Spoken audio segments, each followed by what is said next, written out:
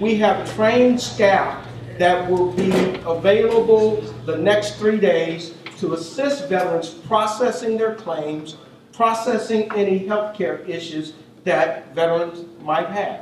And so we see these Veterans Benefit Centers as a tangible resource to serving our veterans.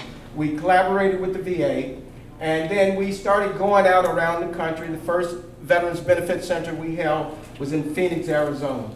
The purpose of the VBC is to make sure that after we have our town hall meetings, we want to make sure that veterans are getting cared for. We want to hear firsthand from veterans about your experiences with the VA healthcare system.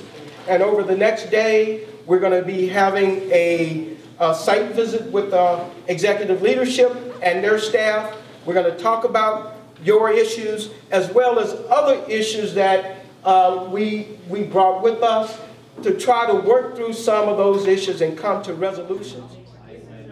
Where does the blame really lie?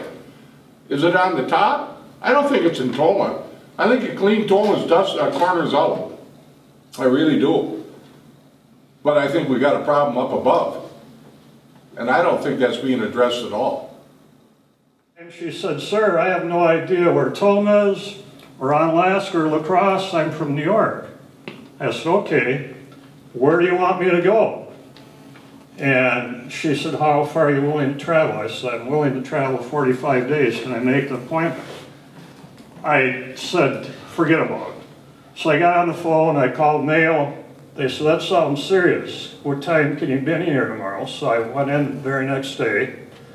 And then I calmed down after they told me it was nothing to worry about. So I called that number again, and I got a nice lady, and I said, "You work for the VA?" And she said, "No, sir, we work for a private firm." I said, "What if I told you I already made an appointment?" She said, "Well, then we ain't going to pay for it." So I said, "Then I didn't tell you that."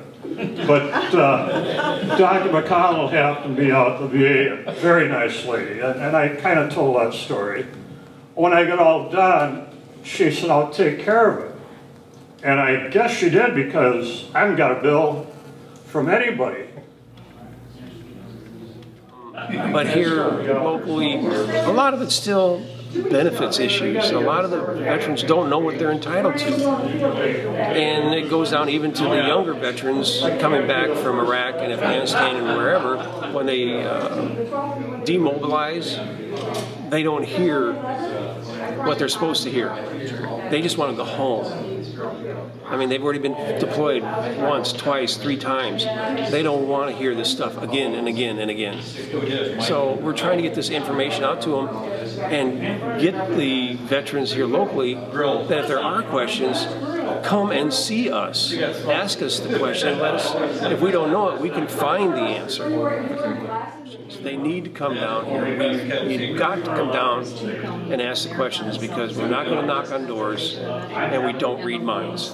So you've got to come down here with that question. I don't care what the question is. Anything that has to do with a veteran, you come down here and ask it, because you have, at this point in time, the experts here. If they can't answer it, they know where to go get the answer. So you got to come down here. I came in here today to see if there were some type of benefits that I might be eligible for that I haven't heard about. Oh yes, they were real helpful, and the person I spoke to is going to do a lot of legwork and check into a lot of things for me. They got to be really good friends. And Tomah has what they call a veterans closet. It helps aid veterans when they come in for care there, whether it's long-term or short-term, and they come in without hygiene items or socks to walk the hallways. This is basically for them to feel like they're not being put up on. And sometimes this is stuff that's not normally provided by the VA.